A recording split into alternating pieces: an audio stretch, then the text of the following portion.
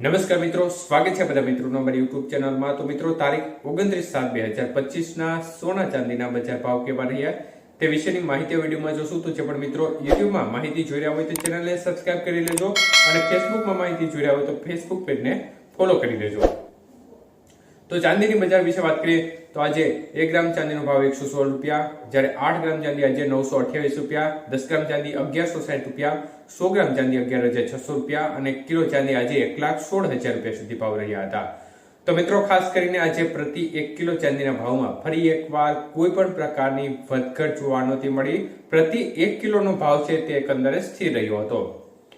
જ્યારે વાત કરીએ આજના 22 કે સોનાના ભાવ વિશે તો મિત્રો, 1 ગ્રામ સોનાનો ભાવ આજે 9,174 રૂપિયા, જ્યારે 8 ગ્રામ સોનાનો ભાવ આજે 73,392 રૂપિયા, 10 ગ્રામ સોનું 91,740 રૂપિયા અને 100 ગ્રામ સોનાનો ભાવ 9,17,400 રૂપિયા સુધી રહ્યો હતો। તો મિત્રો, 22 કે સોનાના 100 ગ્રામના ભાવમાં આજે 1,000 રૂપિયાનો વધારો જોવા મળ્યો હતો। જ્યારે વાત કરીએ આજના 24 કે સોનાના ભાવ વિશે તો મિત્રો, 1 ગ્રામ સોનાનો ભાવ આજે 9,987 રૂપિયા, જ્યારે 8 ગ્રામ સોનાનો ભાવ આજે 80,056 રૂપિયા, 10 ગ્રામ સોનું 99,870 રૂપિયા અને 100 ગ્રામ સોનું આજે 9,98,700 રૂપિયા સુધી રહ્યું હતું। તો 24 કે સોનાના 100 ગ્રામના ભાવમાં ફરી એકવાર બજારમાં 1,100 રૂપિયાનો વધારો જોવા મળ્યો હતો। જ્યારે વાત કરીએ આજના 18 કે સોનાના ભાવ વિશે તો મિત્રો, 1 ગ્રામ સોનાનો ભાવ આજે 7,506 રૂપિયા, જ્યારે 8 ગ્રામ સોનાનો ભાવ આજે 60,048 રૂપિયા, 10 ગ્રામ સોનાનો ભાવ 75,060 રૂપિયા અને 100 ગ્રામ સોનું આજે 7,50,600 રૂપિયા સુધી રહ્યું હતું। તો મિત્રો, 18 કે સોનાના 100 ગ્રામના ભાવમાં 800 રૂપિયાનો વધારો જોવા મળ્યો હતો।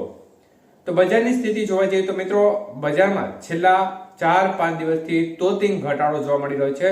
મુખ્યત્વે અનેક પરિબળો અસર કરતા જોવા મળી રહ્યા છે, જેમાં પ્રથમ છે કે ડોલર સામે રૂપિયો છે તે સતત તૂટી રહ્યો છે। આજે પણ ડોલર સામે રૂપિયામાં જોરદાર કડાકો થયો છે।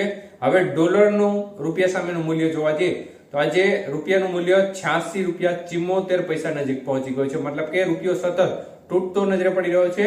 તો અન્ય તરફ જે ટેરિફની ડેડલાઇન 1 ઓગસ્ટના રોજ ખત્મ થવા જઈ રહી છે, ત્યારે એની પહેલા થોડા દિવસ અગાઉ જ અમેરિકાએ યુરોપિયન યુનિયન સાથે એક પ્રકારે થોડી રાહત ભરી ખબર આપી હતી કે જે 25% ટેક્સ લગાવ્યો હતો તેમાં થોડી રાહત આપી અને 15% કર્યો હતો।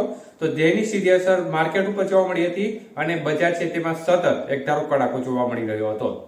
તો મિત્રો, ખાસ કરીને ચીન સાથે પણ આ બાબતે વાર્તાલાપ થઈ રહ્યો છે। ટેરિફ રેટ મુદ્દે હજી આગામી 3 મહિના સુધી સમયસીમા વધારવામાં આવે તે બાબતે ચર્ચા ચાલી રહી છે। જોકે એ બાબતનો શું નિર્ણય આવે તેના ઉપર જે બજાર છે તેનો મુખ્ય મદાર રહેશે। જો ટેરિફ રેટની ડેડલાઇન વધારવામાં આવે તો બજાર છે ફરીથી તૂટવાની શક્યતાઓ પણ ગણી શકાય અને જો ટેરિફ રેટ જે લાગુ કરી દેવામાં આવે અથવા તો તેમાં કોઈ વધારો કરવામાં આવે તો બજાર વધી પણ શકે છે।